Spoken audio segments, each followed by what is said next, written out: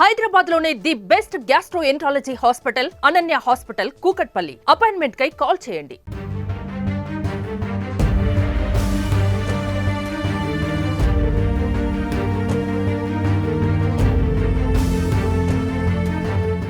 ఇరవై 28 సంవత్సరాల ప్రసాద్ కొన్ని రోజుల్లో పెళ్లి కొడుకు కాబోతున్నాడు.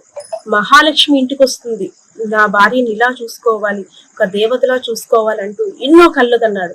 పెళ్లికి షాపింగ్ చేసుకోవాలి, ఎక్కడ చేయాలి ఏంటి అందరినీ కూడా ఆరా తీశాడు. కానీ చేస్తే శవమై తేలాడు. ఏం జరిగింది అసలు ప్రసాద్కి? విజయనగరం జిల్లా బొబ్బిలి నియోజకవర్గం తెర్లా మండలం నెమలం గ్రామం ఈ మారుమూల ప్రాంతంలో ప్రసాద్ని హత్య చేసింది ఎవరు? అసలు ఏం జరిగింది? హత్య చేయాల్సినంత అవసరం ఎవరికి వచ్చింది? మాట్లాడేందుకైతే గ్రామస్తులు కూడా ఉన్నారు. సో ప్రసాద్ ఇంటికైతే అందరూ కూడా వచ్చి పరామర్శకైతే వచ్చారు. ఇంత మంచి వ్యక్తికి ఆ అబ్బాయి నలుగురితో కలిగి విడిగా ఉండేవాడు. ఎవరికి ఏ కష్టం వచ్చినా సరే ముందుండే అబ్బాయి ఏంటి ఇలా జరిగింది, ఎవరు ఇంత కుట్రికి పన్నారని కూడా ప్రతి ఒక్కరు కూడా చర్చించుకునే అంశం. ఎందుకంటే ఇది ఒక విలేజ్.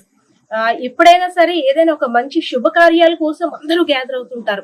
కానీ ఈ రోజు మాత్రం ఈ పరిస్థితిలో గ్యాదర్ అవడం నిజంగా చాలా బాధాకరం అనే చెప్పుకోవాలి. సార్ నమస్తే అండి.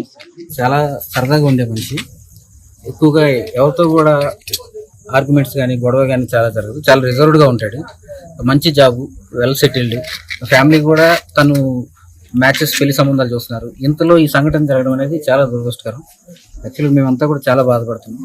కానీ ఎందుకు ఇలా జరిగింది అనేది మాకు ఈ ప్రాంతంలో ఇలాంటి హత్య అనేది మాకు ఇంతవరకు తెలియదండి. మేము చిన్నప్పటి నుంచి ఇక్కడే ఉన్నాం. అందరం చాలా సరదాగా అందరూ కుటుంబంలో కలిసిమెలిసి తిరుగుతాం. కానీ ఇలాంటి సంఘటన మాకు అందరికి చాలా అసలు భయభ్రాంతులకు గురి చేసింది. నిన్న రాత్రి నుంచి కూడా అసలు ఇక్కడ ప్రజలే కానీ మా గ్రామస్తులే కానీ చాలా బాధపడుతున్నారు. ఒక కుటుంబం లాగా మొత్తం ఊరిలో ఉన్న ప్రతి ఒక్కరు కూడా వచ్చారు పరామర్శించడానికి.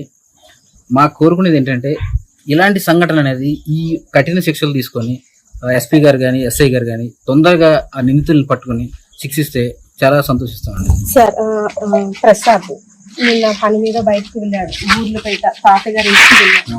సో తాతగారి ఇంటి దగ్గర నుండి అంటే ఎన్నో మాటలు అమ్మకి చేరవేయాలి, ఇంట్లో ఫ్యామిలీతో డిస్కషన్ చేసుకోవాలంటూ రావాల్సిన వ్యక్తి ఆటోమేటిక్ గా సడన్ గా మాయమైపోయాడు. సో ఈ మాయమైన వ్యక్తిని ఫస్ట్ ఎవరు చూసారు? అక్కడ డెడ్ బాడీగా ఉన్న పరిస్థితి ఎక్కడ అసలు, అంటే ఆ డెడ్ బాడీ ఎక్కడ ట్రేస్ అవుట్ చేశారు? అంటే మాకు వచ్చిన ఇన్ఫర్మేషన్ ఏంటంటే మా ఊరు నుంచి నెమలాం నుంచి బూర్జువాస్ వెళ్ళే ఆన్-ది-వే రోడ్ ఉంది. ఆ రోడ్డు మీద అరౌండ్ 8:30 తర్వాత బాడీ అనేది రోడ్డు మిడిల్లో పెట్టేసి వెళ్ళిపోయారు వాళ్ళు. ఆ వెళ్తున్న ఒక పర్సన్ అనేది ఐడెంటిఫై చేయడం జరిగింది. ఆ బైక్ చూసి బైక్ మన ఊరిలా ఉంది బైక్ పర్సన్ అని చెప్పేసి కాల్ చేస్తే ఇక్కడ నుంచి మాకు ఇన్ఫర్మేషన్ వచ్చింది. ఊర్లో ఉన్న వాళ్ళకి, వాళ్ళ పెదనాన్నగారు, వాళ్ళ చిన్నాన్నగారు, ఇంకా కొంతమంది ఊరు గ్రామస్తులు కలిసి వెళ్ళారు. వెళ్ళిన తర్వాత ఫస్ట్ వాళ్ళు బాడీ అక్కడ ఉందని కూడా తెలియదు వాళ్ళకి. అంతకుముందే ఈ లోపు పోలీసు వారికి కూడా ఇన్ఫర్మేషన్ ఇచ్చారు వాళ్ళు. వీళ్ళు వెళ్ళి బాడీని ఐడెంటిఫై చేసి మా పర్సన్ అని చెప్పి ఐడెంటిఫై చేశారు. ఆ తర్వాత అక్కడ నుంచి మార్నింగ్ కూడా క్లూస్ టీమ్ వచ్చారు, ఎస్సీ గారు వచ్చారు, అందరూ వచ్చి ఇన్వెస్టిగేషన్. సార్ అంటే ప్రసాద్ బాడీ మీద అంటే ఎవరైనా కుట్టిన గాయాలు ఉన్నాయా, లేదు అన్ఎక్స్పెక్టెడ్ గా యాక్సిడెంట్ అయ్యి ఉండొచ్చా అసలు? అంటే దాన్ని ఎలా మనం హత్య అనేసి అని అనుకుంటున్నాం? లేదండి, ఎందుకంటే ఇది ప్లాన్డ్ గా ఒక పథకం ప్రకారం చేసిన హత్య అండి. 100% వ్యక్తిని తల మీద గానీ నెంబర్ ఆఫ్ ప్లేసెస్ లో ఇంజురీ ఉంది. హెడ్ ఇంజురీ ఉంది, బ్యాక్ ఇంజురీ చేశారు, హెడ్ మీద రిపీటెడ్ గా స్టోన్ మేబీ సమ్ వెపన్ ఏదైనా యూజ్ చేసి ఉండొచ్చు. దాంతో చాలా వరకు డ్యామేజ్ చేశారు. కంప్లీట్ గా వాళ్ళు కన్ఫర్మ్ చేసుకుని పర్సన్ కంప్లీట్ గా డెడ్ అయ్యాడని కాన్ఫిడెన్స్ వచ్చిందాక బాడీని అక్కడ పెట్టేసి వాళ్ళు పాస్ అవ్వడం జరిగింది. సాఫ్ట్వేర్ ఉద్యోగం ఎన్నో కళ్ళు అంటాం. అంటే ఇక్కడ నుండి బెంగళూరు వెళ్ళి సెటిల్, అంటే ఒక జాబ్ లో సెటిల్ అవ్వడం అంటే చిన్న విషయం కాదు. ఎన్నో కళ్ళతో చిన్నప్పటి నుండి నా ఫ్యామిలీని ఇలా సెటిల్ అవ్వాలి, నా ఫ్యామిలీని ఇలా చూసుకోవాలి, ఎన్నో కళ్ళుగా వెళ్ళాడు. సో అలాంటిది ఈ అబ్బాయికి ఈ పరిస్థితి రావడం నిజంగా అందరం కూడా ఉలిక్కి పడాల్సిందే. అంటే ఇక్కడ ఈ క్రైమ్ అనేది విజయనగరం జిల్లా అంటేనే ఒక ప్రశాంతమైన వాతావరణం, మంచి జిల్లాగా అనుకుంటుంటారు అంతని.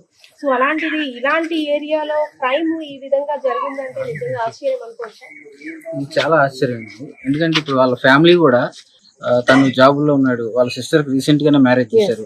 కొన్ని ఫైనాన్షియల్ స్ట్రగుల్స్ ఉన్నాయి.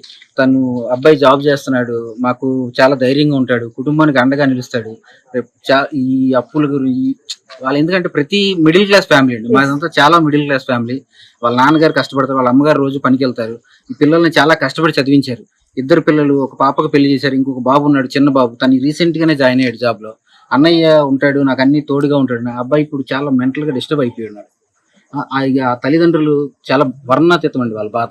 ఎందుకంటే ఆ చేతికి అందుకు వచ్చిన కొడుకు రేపు పొద్దున్న పెళ్లి పెట్టలు చూడాలనుకుంటున్నారు. ఒక 4 days లో మ్యాచెస్ కూడా ఫిక్స్ అవుతున్నాయి. మేమందరం కూడా మా మా ఫ్రెండ్స్, మా రిలేటివ్స్ అందరూ కూడా చెప్పారు, ప్రసాద్ మ్యారేజ్ ఫిక్స్ అవుతుంది, ఈ మేలో ప్లాన్ చేస్తున్నారు మ్యారేజ్ అని చెప్పి అందరికీ చెప్పారు. ఇలాంటి సంఘటన అనేది మాకు చాలా దురదృష్టకరం. పేరెంట్స్ కూడా చాలా ఇన్నోసెంట్, కొడుకు కోసం చాలా కళ్ళు కన్నారు. కొడుకు పెద్దోడు అవుతున్నాడు, ఇంకా కొన్ని రోజుల్లో పెళ్లి చేసేయచ్చు, కోడలు కూడా ఇంటికి వస్తుంది, ఇంకా ఇంత కష్టపడి ఒక లైఫ్ సెటిల్ అయితే అవుతున్నాడు. చెల్లి పెళ్లి కూడా చేశాడు, కొన్ని రోజుల్లో తమ్ముడు లైఫ్ కూడా సెట్ చేయాల్సిన బాధ్యత తన మీదే ఉంది. కొడుకు వచ్చాడు, తను ఎన్నో కళలు కన్నారు ఆ పేరెంట్స్.